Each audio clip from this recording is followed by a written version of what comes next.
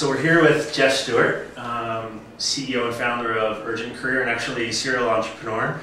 Jeff, why don't you do the honors of telling us a little bit more about yourself than I remember.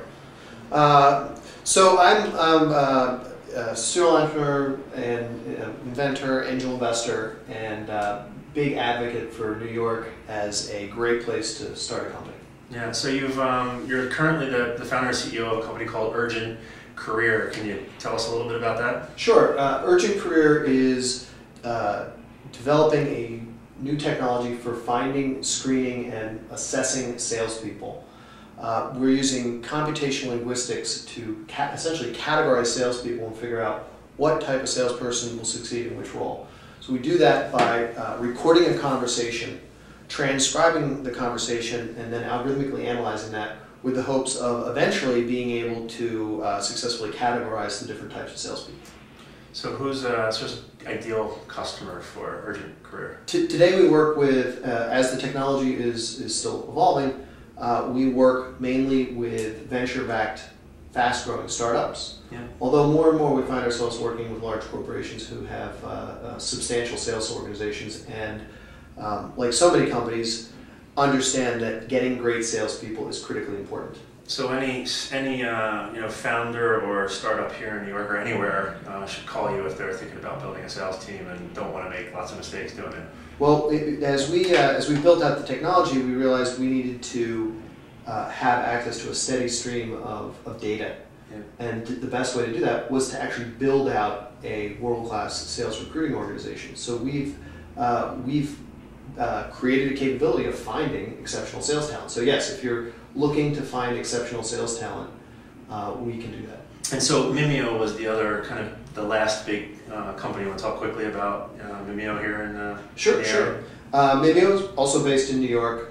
We are an internet-based print service. So we take digital documents, literally from your computer, you hit print, it goes to our state-of-the-art production facility in Memphis, Tennessee, gets produced, and then can be FedExed anywhere FedEx delivers. It's usually faster, easier, and certainly a lot more convenient for document production. So this is you said, I think, number 6, the UrgentCareer is your 6th startup in New York.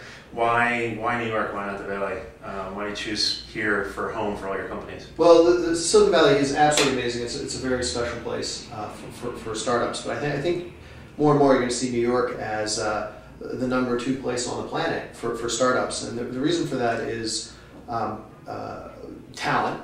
There's a vast reservoir of talent here in New York, and we're able to attract talent from all over the world. There's customers.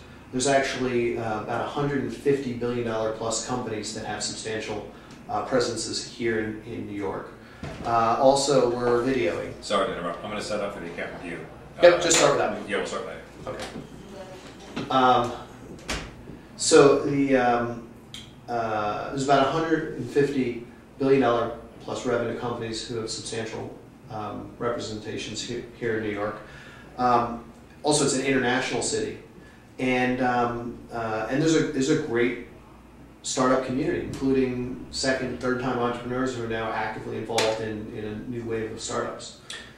You said to me earlier that you think New York's going to be bigger than the Valley soon in terms of angel and seed investing. Why is that? Why would New York make a better place? Well, I think again, Silicon Valley is incredible and has a very robust seed and angel stage investment, and even more important, experienced entrepreneurs who can contribute advice as part of that investment.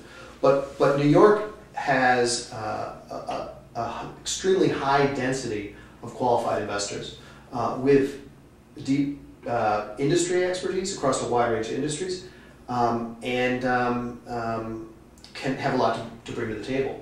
So as far as a reservoir of potential angel investors, New York actually surpasses the West Coast as far as the number of potential angel investors. And I think, at least what I'm seeing as angel investors, more and more qualified investors are saying, how do I get involved in this asset class? It's one of the few asset classes left that, thanks to the proliferation of derivatives, is still uncorrelated. So it's a good performing asset class. It's uncorrelated, and it's fun. You roll up your sleeve. You contribute more than just the investment. a lot of times you can bring important domain expertise to the table, which helps the company out. Yeah. So you've invested yourself in multiple companies in New York and elsewhere. What do you look for in an angel investment? Well, I like to get involved. Who should come see you? Well, I like to get involved very early. Yeah. So at that stage, a lot of it's about the management team, or the partial management team, if you will. Yeah. Also, I'm a geek at heart. I'm very interested in technology, so I like to see that there is a technical lead and that there's some depth there. And I look for an ability to move quick and execute quick. I think world-class startups are built through fast iterations, and in some cases lots of mistakes, but an ability to make that mistake, learn from it, and move from there to the next level. Do you kind of a syndicate of friends and fellow investors that you push your portfolio companies out to once you've made a choice to invest? Oh, absolutely. I think I view angel investing as a team activity. Yeah. There's just not enough money being put to work to dig as deep as a professional VC would. So you have to rely on a team, if you will, to dig in and do the due diligence. And then also the amount invested. You have to rely on a team to make sure that there's enough money being put to work that it can take the company to the next level. So I think that most successful angel investors co-invest with other angels. And I think that's in the benefit of the company too, because you get diverse perspectives, and it's healthy for the entrepreneur. So any other words of wisdom you'd like to leave behind for some inspiring entrepreneur that wants to say in 5 or 10 years that they've been successful 6 times over? Well, I think it's starting companies is a lot of work. It's not for everyone, but it's extremely rewarding. You learn a lot quickly. And I encourage anyone who's looking to do it to do it. Can you 6 times in, you have enough experience, you still need to do the 8-hour work weeks, or can you be more efficient at it? Yeah, I think you can be a little more efficient, but I think there's certain phases a company goes through that there's no shortcut. It just takes a lot of work. And it needs the founder. And it needs the president. Yeah. Well, Jeff, thanks for sitting with us today. My pleasure.